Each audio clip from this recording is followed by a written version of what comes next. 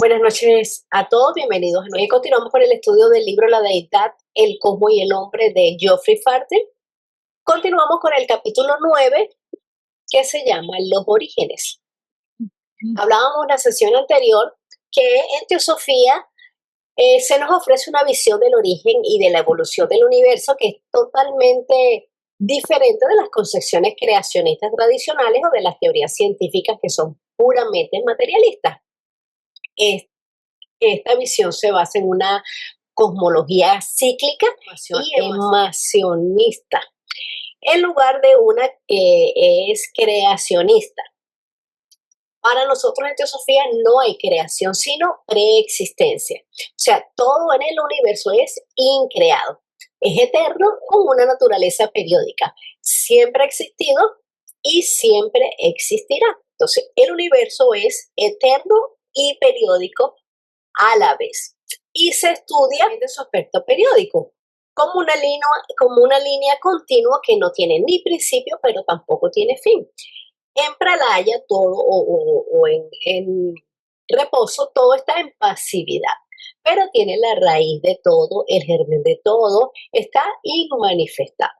Cuando comienza la manifestación o el manvantara, esa raíz, esa causa, ese germen tiene el impulso o el poder de hacer que emerja el universo, y todo esto es dirigido por fuerzas inteligentes sujetas a diferentes leyes, como la ley de karma, la ley de evolución, etc. Y todo esto es un eterno devenir. O sea, existen ciclos de actividad, como mántaras, y ciclos de reposo y asimilación o pralaya. ¿Para qué? Para luego comenzar un nuevo proceso, ya sea un nuevo universo, un nuevo planeta, un nuevo cuerpo, etc. Pero que va a ser resultado de su predecesor. En una evolución en espiral, cada manvantara se construye, por decirlo de alguna manera, sobre los logros y las experiencias del anterior manvantara, llevando una mayor complejidad, un mayor estado de conciencia y mayor perfección en los ciclos subsiguientes. Y todo esto nos lo dice la segunda proposición de la doctrina secreta en la ley de periodicidad o ciclicidad universal, que es el ir y el venir de los universos. No hay un principio, no hay un fin, sino un eterno devenir. Así que es una sucesión eterna de mundos que se despliegan y que se repliegan. Hay, por supuesto, un inicio y un fin dentro de un ciclo en la parte periódica, pero el progreso total como manifestación y reabsorción es eterno. El universo funciona como un todo y como un uno en pralaya, porque todo se concentra, y como un todo en manvantara, porque se multiplica. Ok, después de toda esta pequeña introducción y pequeño recordar de lo que estuvimos hablando de la sesión pasada, comenzamos la lectura justo donde quedamos. El sistema solar o planetario es un sistema sui generis, según se nos dice. Y recordemos que estas son preguntas que que están tomadas de la clave de la teosofía, que le está haciendo un estudiante de teosofía y las contesta un teósofo. La pregunta dice: ¿qué es lo que quiere decir por sui generis? Y el teósofo le contesta: quiero decir que, aunque la ley fundamental y las leyes operativas universales de la naturaleza son uniformes, sin embargo, nuestro sistema solar, como todo otro sistema semejante en los millones de sistemas otros en el cosmos, e incluso nuestra Tierra, tiene su propio programa de manifestaciones, el cual difiere de los respectivos programas de todos los demás. Hablamos de los habitantes de otros planetas e imaginamos que si ellos son hombres, esto es, entidades pensantes, ellos deberán ser como nosotros. La imaginación de los poetas y pintores y escultores no deja de representar incluso a los ángeles como una hermosa copia del hombre, más sus alas. Nosotros decimos que todo esto es un error y un engaño, porque si solo en esta pequeña tierra uno encuentra una tal diversidad en su flora, fauna y humanidad, desde el alga marina hasta el cedro del Líbano, desde la medusa hasta el elefante, desde el bosquimano y negro hasta el Apolo de Belvedere. Al alterar las condiciones cósmicas y planetarias, tendrá que haber como resultado una flora, fauna y humanidad completamente distintas. Las mismas leyes formarán un conjunto de cosas y seres totalmente diferentes, incluso en este nuestro plano, incluyendo en él a todos nuestros planetas. Cuanto más diferente entonces deberá ser la naturaleza externa en otros sistemas solares. Y qué disparatados es buscar a otras estrellas, mundos y seres humanos por los nuestros, tal como lo hace la ciencia física. Y eso, como les comentaba, lo dice la clave de la teosofía. Entonces, la frase sui generis se usa para indicar que algo es único, que es singular, y en el caso de cada sistema solar, implica que es una manifestación de las mismas leyes universales, pero con combinaciones únicas de condiciones kármicas, de condiciones evolutivas y de condiciones jerárquicas. Entonces, cada sistema solar es la manifestación completa de un logos, que expresa una combinación única de fuerza, de planos y de jerarquía, que tiene su propio esquema septenario, sigue su ciclo evolutivo específico, o sea que es un ser viviente, un organismo completo, con centro, con corriente, con ciclo y por supuesto con conciencia. Entonces, sui generis significa que su estructura interna no puede deducirse por simple analogía externa, que debe estudiarse desde dentro por sus propias leyes que lo gobiernan. Blavatsky critica la tendencia humana, como nos dice aquí, a imaginar que los habitantes de otros planetas, si son pensantes, deben ser como nosotros, o sea, bípedos, con un cerebro físico, con emociones humanas, etcétera. Que además se necesitaría carbono, que se necesitaría agua para que la vida pueda expresarse y que se necesitaría un cerebro físico para expresar inteligencia. Entonces, lo que nos está diciendo aquí el texto es que cuando cambian las condiciones, cambian las formas. Son las mismas leyes universales operando en todo el cosmos, pero que producen resultados diferentes según el medio en donde se está aplicando. Entonces, las leyes son universales, pero las formas no lo son. Eso lo podemos ver como un ejemplo en el agua. En la Tierra el agua puede presentarse como hielo, puede presentarse de forma líquida o puede presentarse como vapor.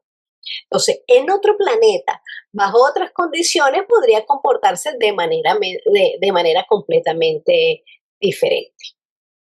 Ahora bien, los títulos de los dos volúmenes de la doctrina secreta, Cosmogénesis y Antropogénesis, indican los dos aspectos en los que el tema del origen puede dividirse provechosamente para propósitos de estudio y exposición: el devenir del cosmos y el devenir del hombre. Sin embargo, aunque pueden estudiarse separadamente, se previene al estudiante para que no los considere como dos campos no relacionados.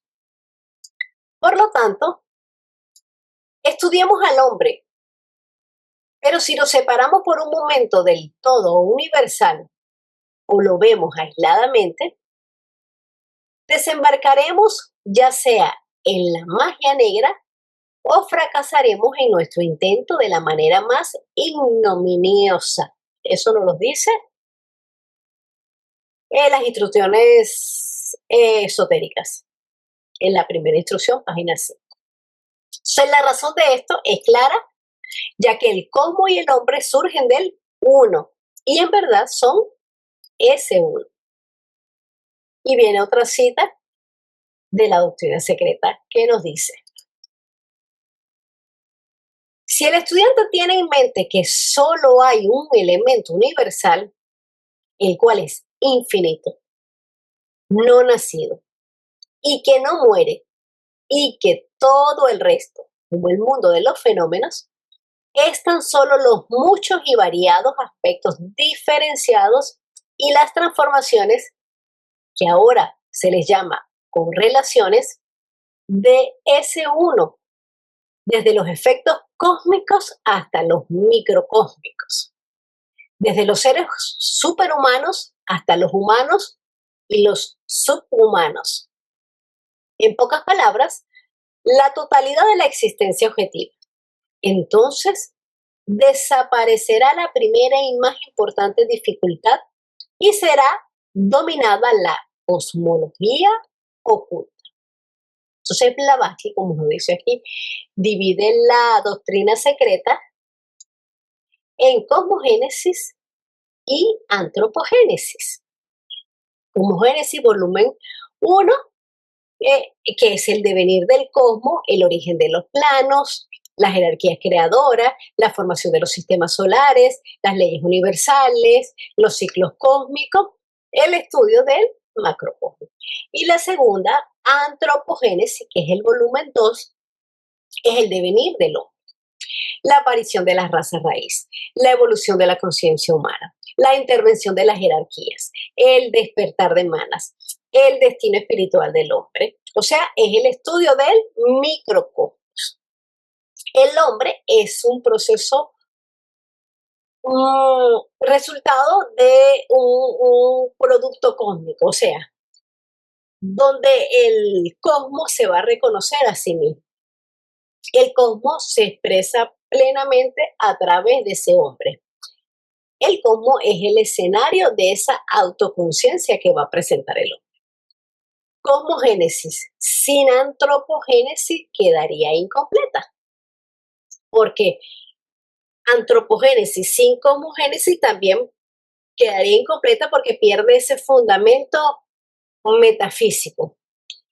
El cosmos y el hombre están estructurados según los mismos principios, reflejan las mismas leyes, repiten los mismos patrones sectenarios. Entonces, si nosotros solamente estudiamos antropogénesis, se puede creer que el hombre es el centro absoluto o que todo existe solamente para expresarse esa humanidad.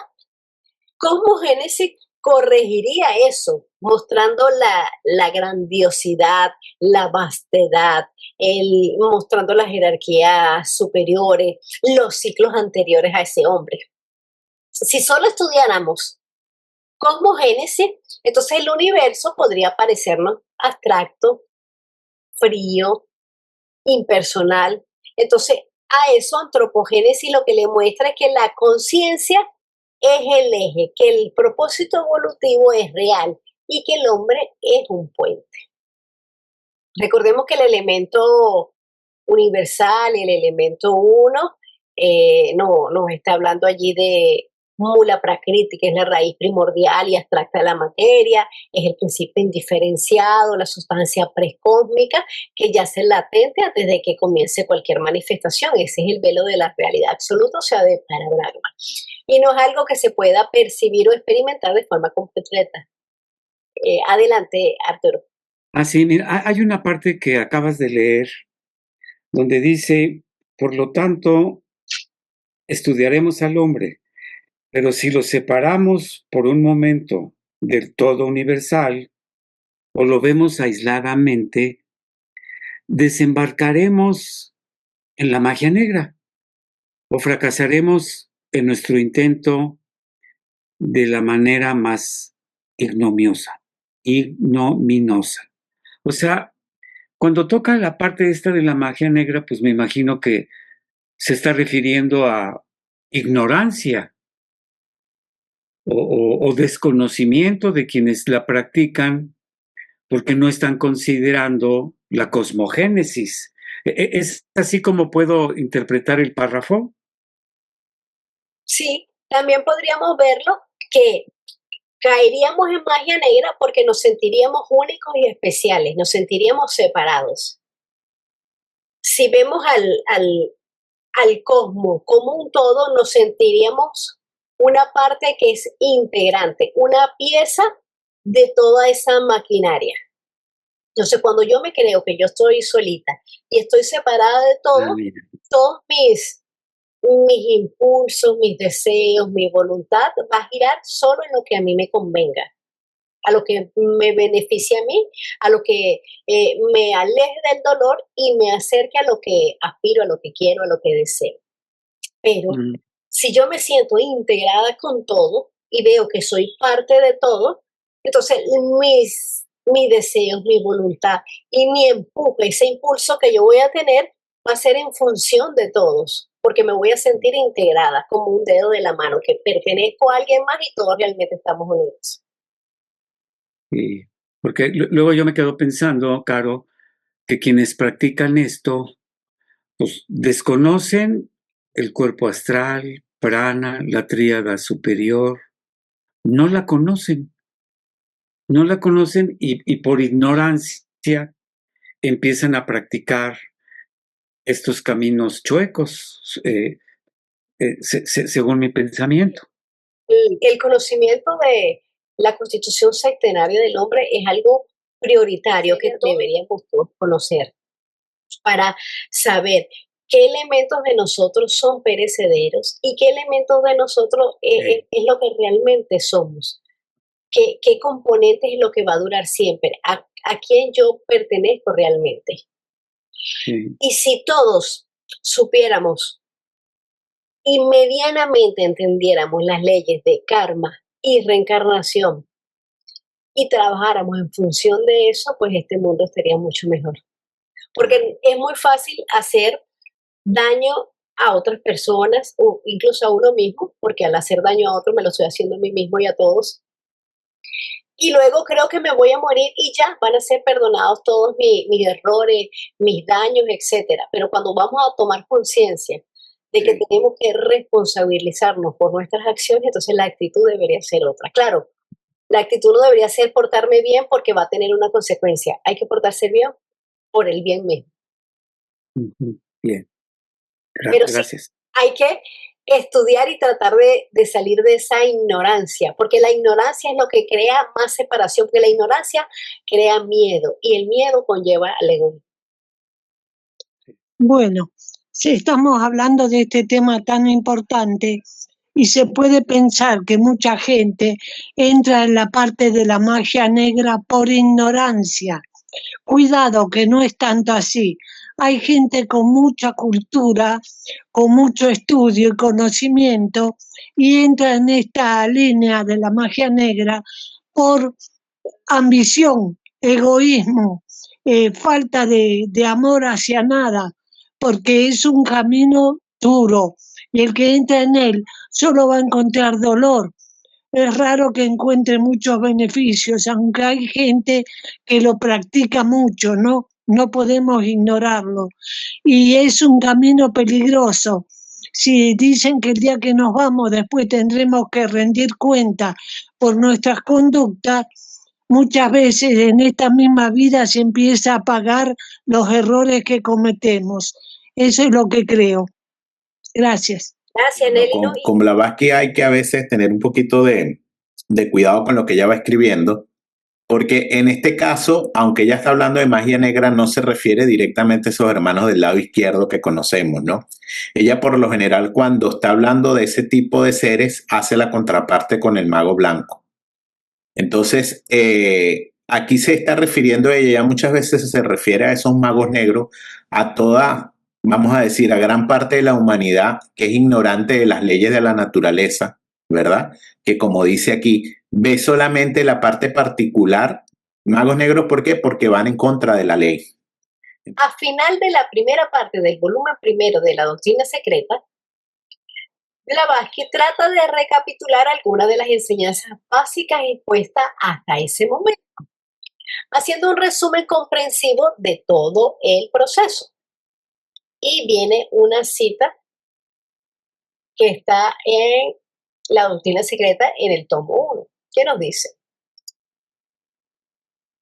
el poder activo, el movimiento perpetuo del gran aliento, solo despierta el cosmos al amanecer de todo nuestro periodo.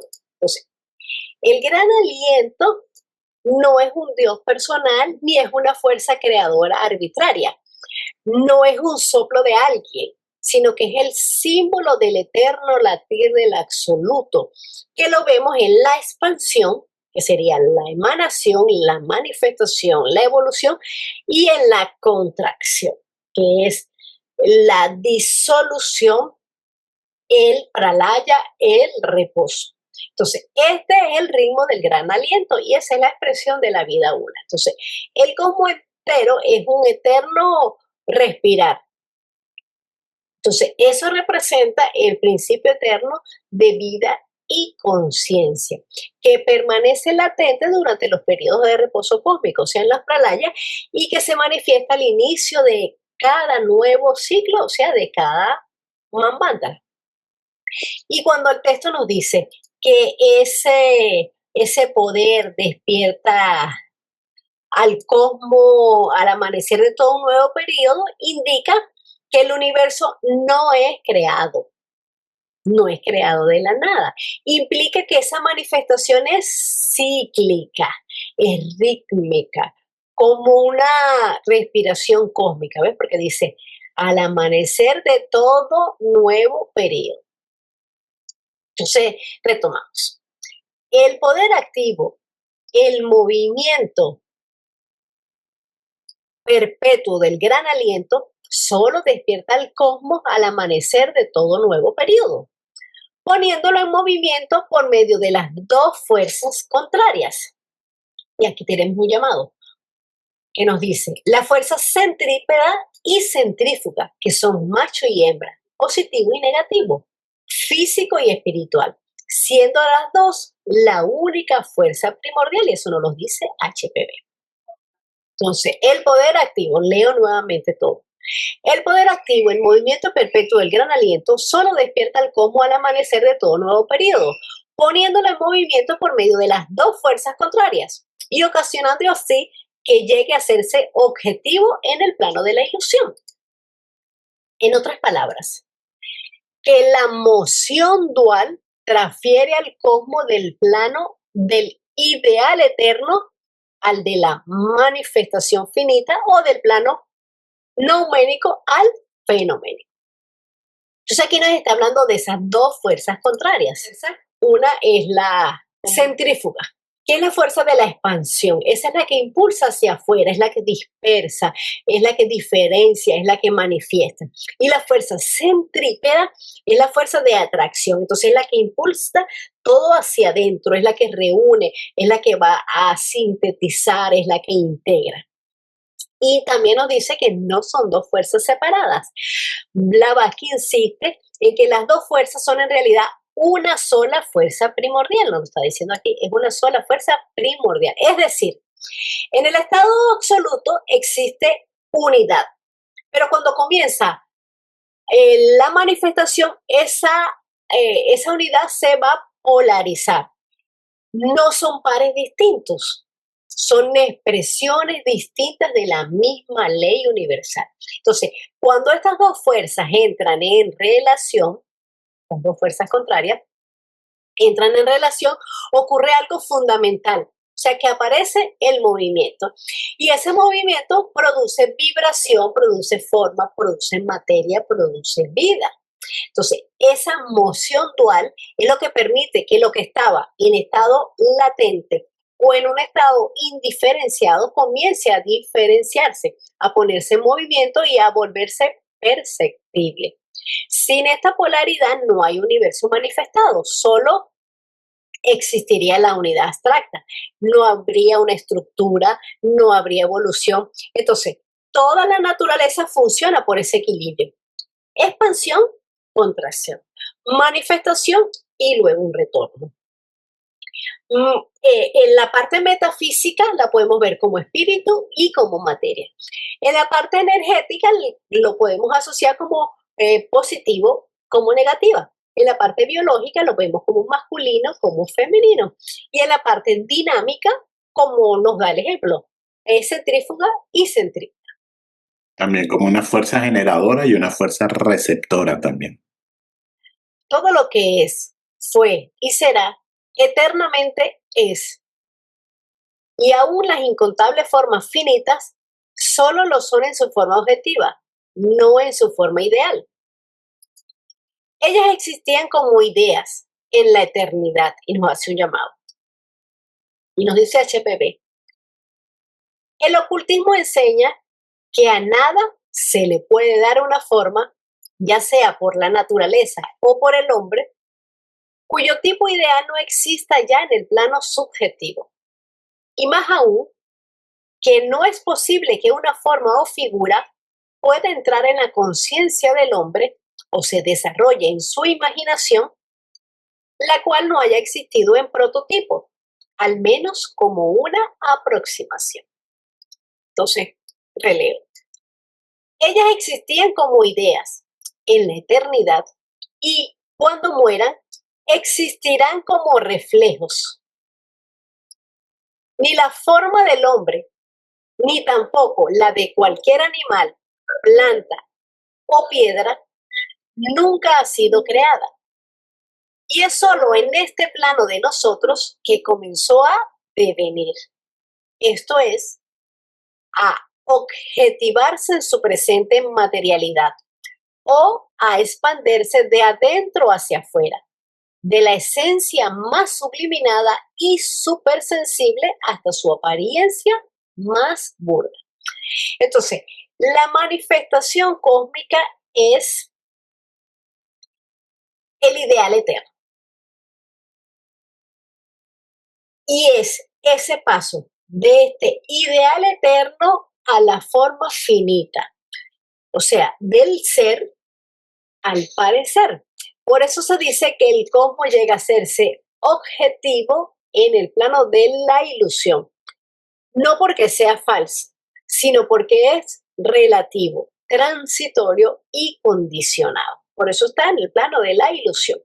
La esencia de absolutamente todas las cosas es eterna. El cambio solamente va a afectar a las formas. Por eso es que, como nos comentaba Daniel antes, tenemos que estudiarlo, que es que tenemos todo y que en todo existe una parte eterna y una parte periódico a la misma vez. Entonces, toda la esencia de absolutamente todo es eterna. El cambio solo va a afectar a esa forma que es la periódica, pero al verdadero ser, al ser eterno, no. Ese no va a sufrir un cambio. Las cosas nacen, mueren como formas, pero su realidad esencial no comienza ni termina nunca, sino que es. Por aquí lo leímos. Bueno, es, aquí está, sino que simplemente es. Y también nos está diciendo que antes de existir como objetos materiales, todas las cosas debieron existir o debieron no, existen como ideas arquetípicas en esa eternidad. Entonces, al manifestarse esas ideas, se reflejan en la materia. Al desaparecer la forma, no quiere decir que se aniquilan, sino que permanecen, como dice aquí, como reflejos o como ese reflejo es una potencia latente para el próximo Manvantara o para su próxima manifestación. Y esa forma no surgen de la nada, sino que emergen gradualmente, comienza ese devenir cuando la esencia interna se objetiva, o sea, lo invisible se vuelve visible, lo potencia y se va actualizando. Entonces, la evolución no es una construcción externa, sino que es una expansión desde lo interno hacia lo externo. Continuamos.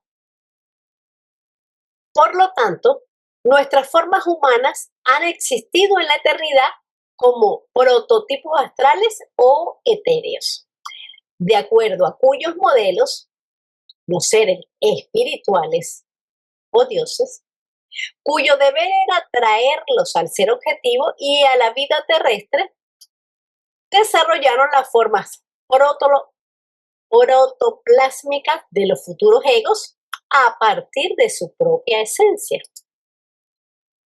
Después de esto, cuando este Upadi humano o molde básico estaba listo, las fuerzas terrestres naturales comenzaron a trabajar sobre esos moldes supersensibles, los cuales contenían en ellos, además de su propia forma, los elementos de todas las formas vegetales pasadas y las formas animales futuras de este globo. Por lo tanto, la cáscara exterior del hombre ha pasado a través de todo cuerpo vegetal y animal antes de asumir la figura humana. Esto nos lo dice la doctrina secreta en el tomo 1, página 282. Ok. Toda forma tiene un antecedente en los planes sutiles, o sea, en los planes astrales, en los planes mentales. Incluso el ser humano existía primero como una idea viva, como un arquetipo, antes de manifestarse materialmente. Así no solamente el ser humano, sino que absolutamente todos los planetas, el sistema solar, una piedra, un animal, etcétera, absolutamente todo. Y cuando nos habla de que los seres espirituales o dioses, que sabemos que no son dioses personales, sino que son jerarquías de inteligencias cósmicas, que pueden tener el nombre de Tyachohan, Manasaputra, constructores, arquitectos del cosmos, o sea, son diferentes jerarquías, cuya función ¿qué es emanar y modelar. Emanar y modelar, no crear, sino que ellos proyectan su misma esencia. Entonces, nosotros somos de la misma esencia espiritual que nuestros formadores, aunque por supuesto en un grado menor de desarrollo. Y cuando se nos hace referencia al término Upadi, recordemos que un Upadi humano es un vehículo, es un soporte, un molde, como nos dice aquí, súper sensible. Esos prototipos son los upadis primordiales, o sea, los vehículos o moldes en los que más tarde se va a poder expresar la conciencia. Entonces, y nos dice también que una vez que todo esto está listo, que el molde sutil está listo, entonces las fuerzas naturales del plano físico, o sea, lo que es la química, la biología, la vitalidad, comienza a hacer su trabajo. Y esas fuerzas son las que van a densificar gradualmente lo que ya existe anteriormente en los planos invisibles.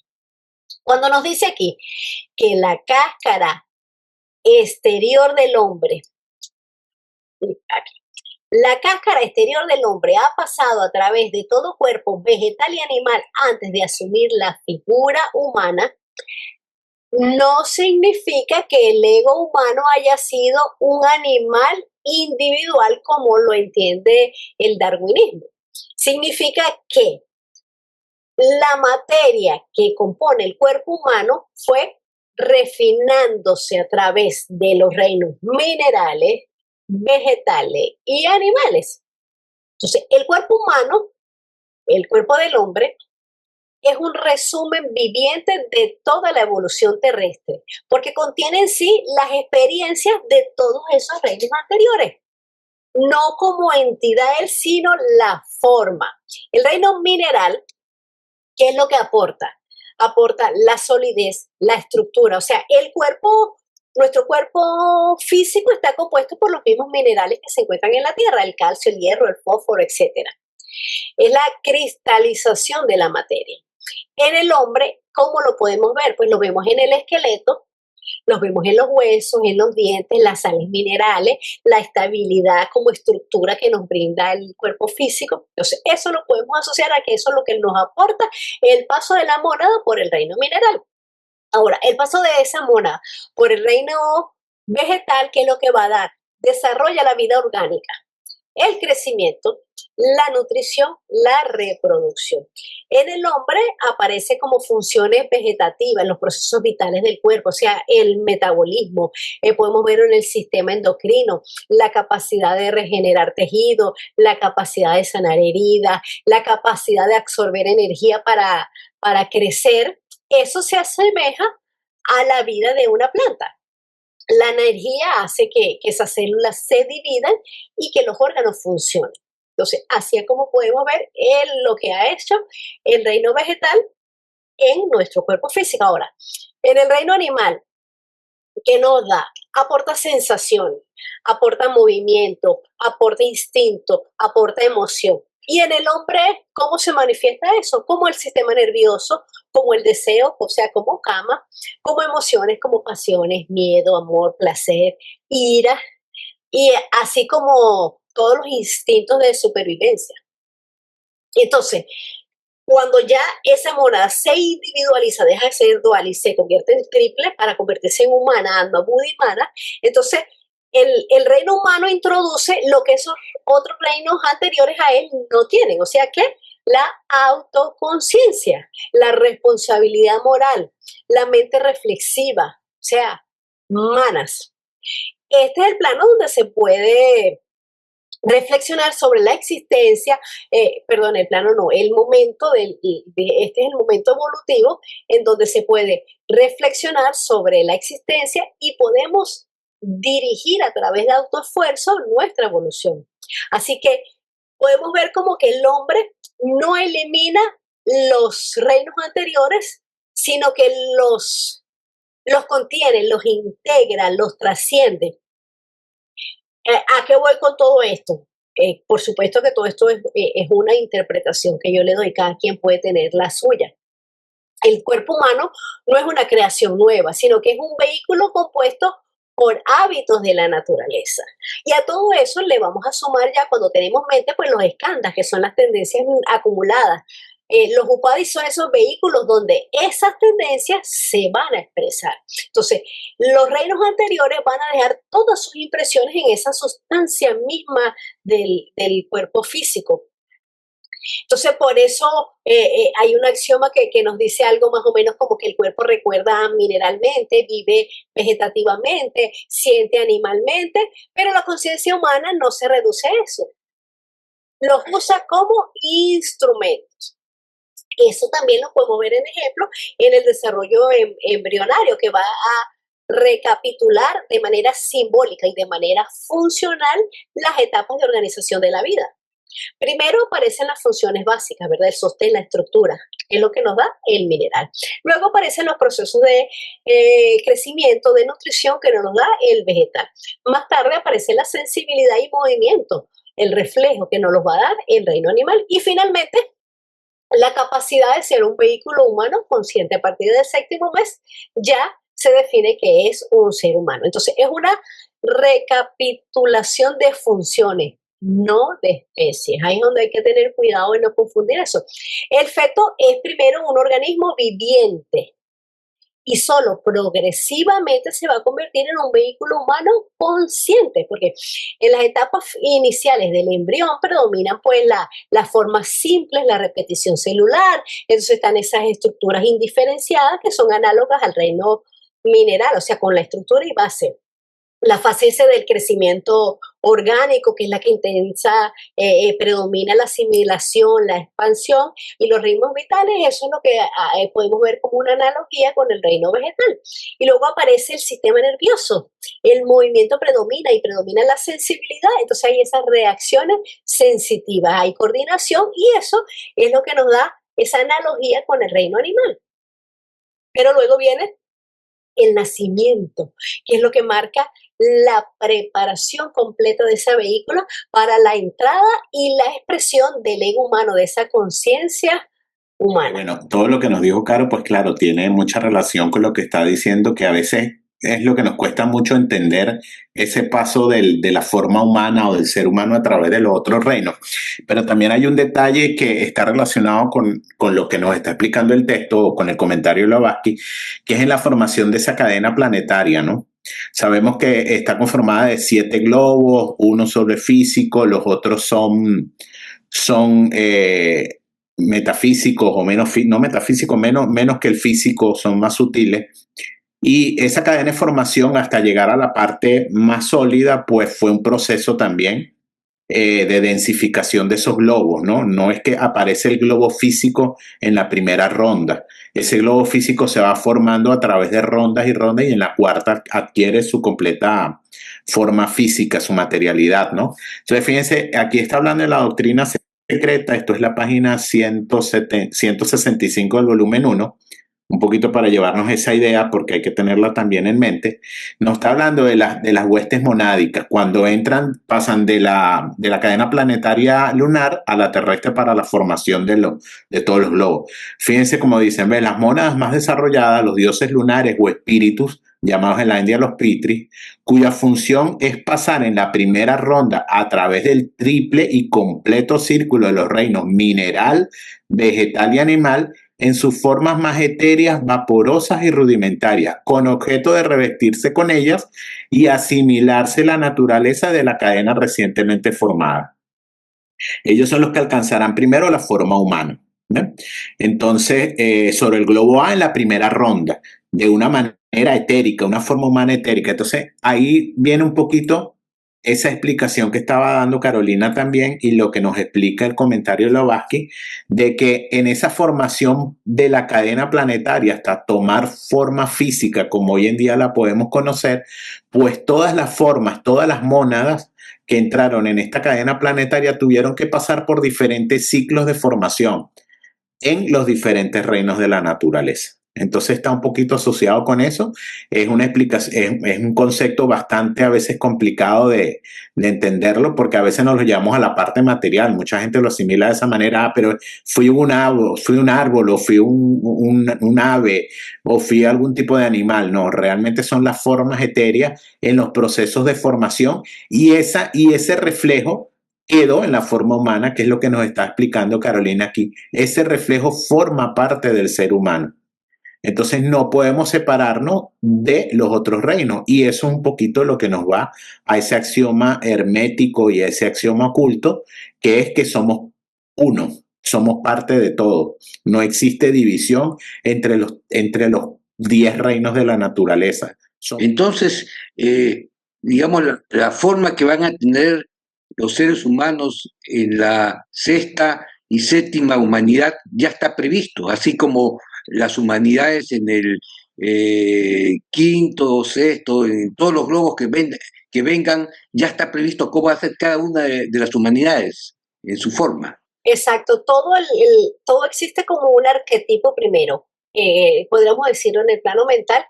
Después que está ese arquetipo en el plano mental, aparece como una forma astral, podríamos decir en el caso de nosotros como el Linga Charira, para luego densificarse aún más. Así que sí, todo tiene que haber existido primero metafísicamente, lo invisible, para poder manifestarse de una cosa a una cosa física. O sea, nada, no solamente nada no se crea de la nada, sino que tiene ese origen arquetípico. Por eso es lo que nos dice aquí, que no hay ninguna forma, no hay nada que se pueda presentar si antes no estaba en el plano no huménico. O sea, tiene que haber estado en los planos invisibles, en los planos metafísicos, para luego densificarse. Si no, no se puede hacer. Hasta una idea, porque como dice aquí, quedan como reflejos. Y en nuestro caso quedan como escandas. Están hablando de los arquetipos. ¿Es posible para cualquier ser conocer cuál es su arquetipo? Así podríamos saber cuál va a ser los globos, la segunda, la cuarta, la quinta, la sexta, la última. Me imagino que hay un límite para poder saber. El arquetipo perfecto de nosotros se nos dice que es el Adán Camón. Ahora, quien tiene acceso a toda esa información, pues será algún maestro, algún adicto. Pero incluso ellos también nos hablan que ellos están limitados a solamente nuestro sistema solar. Todo en este universo manifestado está hecho de jerarquías, que es cada quien haciendo algo para lo que está capacitado. Entonces, hay incontables jerarquías inteligentes que dirigen todo el plan divino. Ellos, me imagino, sí lo saben. Así por lo menos lo entiendo yo. Lo que es enunciado aquí con respecto a las formas de los diferentes reinos de la naturaleza, esto es, de que sus arquetipos existían en la eternidad antes de que hubiesen sido puestos de manifiesto y se les hubiese dado expresión física, es igualmente cierto en lo que respecta a sus contrapartes sutiles en cada uno de los planos de la naturaleza. Los orígenes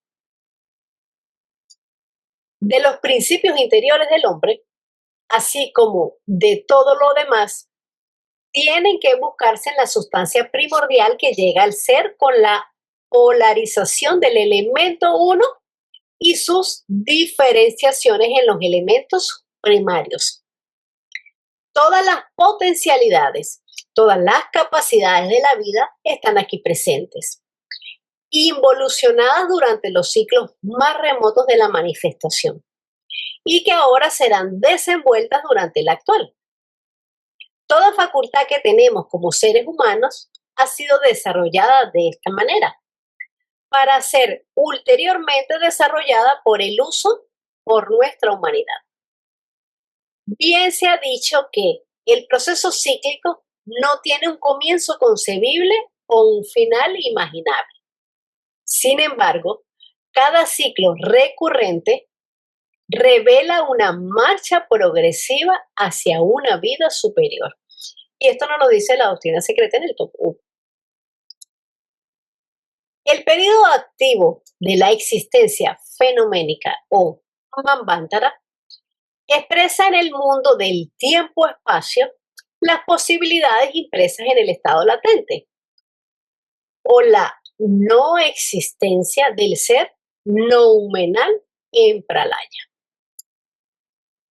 Tres distintas representaciones del universo en sus tres distintos aspectos están grabadas en nuestro pensamiento por la filosofía esotérica.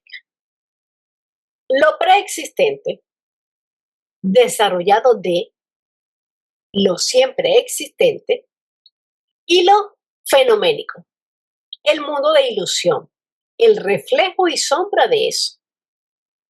Durante el gran misterio y drama de la vida, conocido como Manvantara, el cosmos real es como el objeto colocado detrás de la pantalla blanca, sobre la cual son lanzadas las sombras chinas, evocadas por la linterna mágica. Las verdaderas figuras y cosas permanecen invisibles, mientras que las cuerdas de la evolución son movidas por manos invisibles.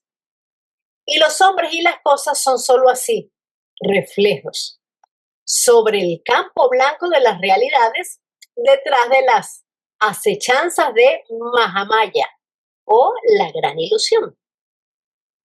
Esto fue enseñado en toda filosofía, en toda religión, antes, así como postdiluviana, en la India y en Caldea por los sabios chinos, así como por los griegos.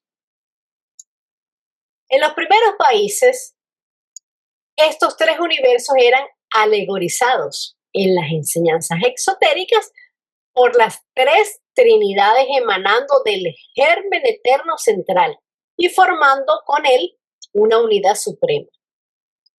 La Trinidad inicial, la manifestada y la creadora, o las tres en una. Esta última es solo el símbolo en su expresión concreta de las dos primeras que son ideales. De aquí que la filosofía esotérica pase por alto el determinismo de esta concepción puramente metafísica y solamente llame a la primera lo siempre existente. Este es el parecer de cada una de las 6 grandes escuelas de filosofía india. Los 6 principios de ese cuerpo unitario de sabiduría, del cual la gnosis, el conocimiento escondido, es el séptimo. Y esto nos lo dice la doctrina secreta en el tomo 1. Sí. Entonces, nos está hablando de 3 representaciones del universo. Primero, lo siempre existente, que es lo inconocible, lo inmanifestado, la causa sin causa, o sea, lo que no cambia, lo que no se desarrolla, lo que no actúa. Ese es el fundamento eterno, es lo que podríamos llamar como absoluto, eso es la parte eterna.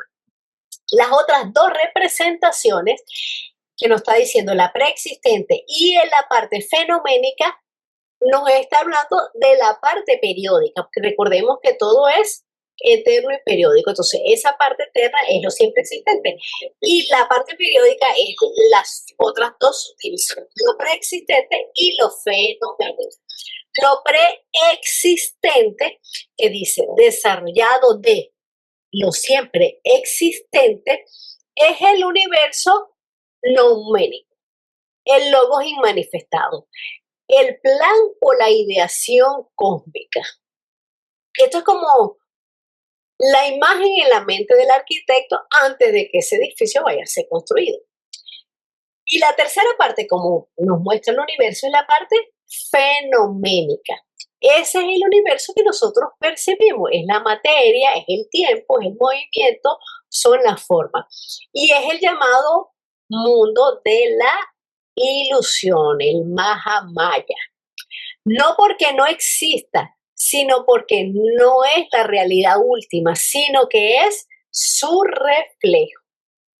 Entonces, la filosofía esotérica enseña que hay una realidad que es eterna, que es incognoscible, que de ella emana ese cosmos ideal, ese arquetípico. Y finalmente surge el universo visible que percibimos, que no es más que una sombra proyectada, ¿verdad? Aquí no está hablando de una sombra, es una sombra proyectada de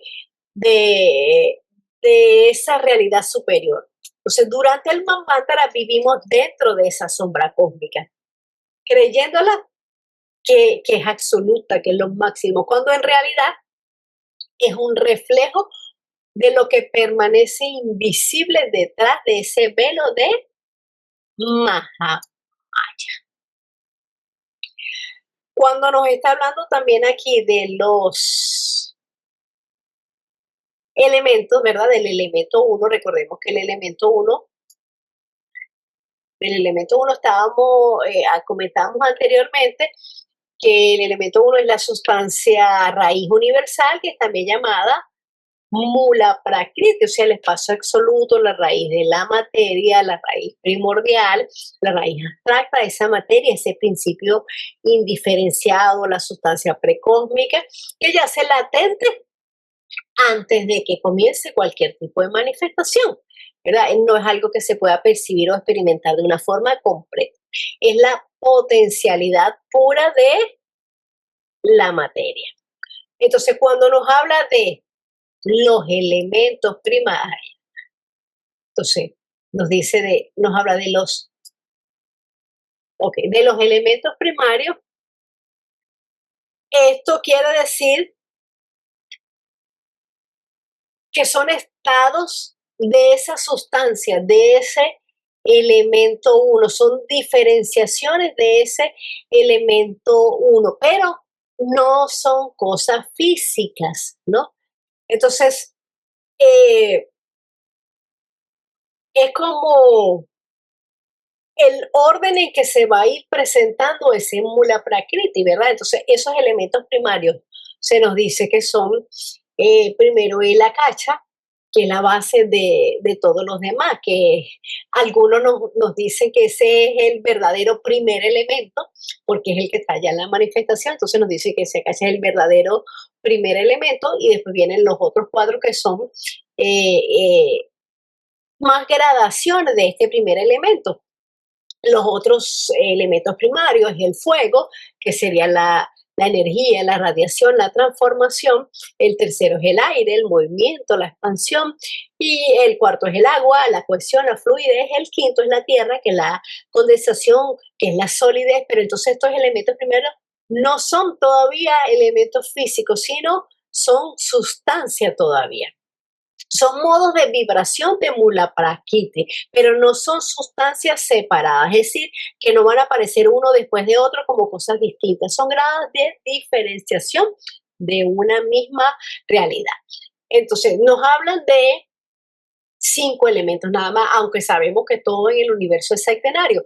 Hay 7 estados de materia o 7 elementos, pero 2 aún o no están desarrollados o son totalmente desconocidos para la humanidad. Lo que conocemos son esos 5 que acabamos de mencionar. Entonces, ese elemento 1 siendo el eterno, ¿verdad? Va a tener una manifestación periódica, que son esos elementos primarios, que van a ser 7, del cual se van a formar los átomos, del cual se van a formar las moléculas, porque está hablando en este caso de elementos o ladrillos o bloques para la formación de la materia. Entonces, ese elemento 1, que es su parte eterna, como dije, van a emerger o van a manifestarse de manera periódica 7 elementos primarios. Y después de eso, como todo, va a haber una cadena de 7 por 7 por 7, hasta llegar a 300, hasta 343. Diciendo que tenemos la tierra, el agua, el aire, el fuego, ¿verdad? Los clásicos. El éter como el quinto elemento que está en manifestación o está manifestándose en nuestro plano físico, ¿no? Dentro del universo ya está manifestado porque se requiere para la manifestación del universo, pero en nuestro espacio físico, en nuestro plano físico, está por manifestarse, y están los otros 2 que en una de las tablas de las instrucciones esotéricas, hablabas que nos dice que uno es el fuego divino y el otro es Akasha, los otros 2 elementos o butas dentro de la formación del universo. Ok, entonces en conclusión, la primera diferenciación no son elementos, sino que son principios. Entonces, en una doctrina secreta, lo primero que emerge de esa unidad no son elementos, sino que es una tríada fundamental que también nos está hablando aquí el texto. Entonces, esa tríada está compuesta por los 3 logos, ¿verdad? El primer logo, que es el inmanifestado, o como lo decía Daniel, el punto en el círculo. El segundo logo es la ideación, el plan, el arquetipo, es inmanifestado, manifestado, o sea, ya comienza la dualidad. Y el tercer logo ya es la actividad, es la creación, la diferenciación, la manifestación. Es de donde emanan los 7 primordiales, que son los que dicen hágase la luz. Entonces, aquí en esos momentos todavía no hay materia diferenciada, pero existe la posibilidad de ella. Con el tercer logo, entonces aparece Fohat, que es la energía dinámica que conecta espíritu y materia, que introduce el movimiento, que introduce la vibración que emana de Mula Prakriti. Entonces, gracias a todos estos 3 eventos, la sustancia empieza realmente a diferenciarse. Entonces, el logo es en el sentido de evolución, son jerarquías de conciencia espirituales donde hay pasos para esa manifestación. Y entonces, después de ese tercer logo es donde ahí sí surgen los llamados elementos primarios, pero entendidos, por supuesto, como estados de la sustancia, no como cosas físicas. Bueno, entonces con esto hemos llegado al final de la sesión de hoy. Muchísimas gracias a todos por su presencia, por su energía, por su aporte, y nos vemos la semana que viene.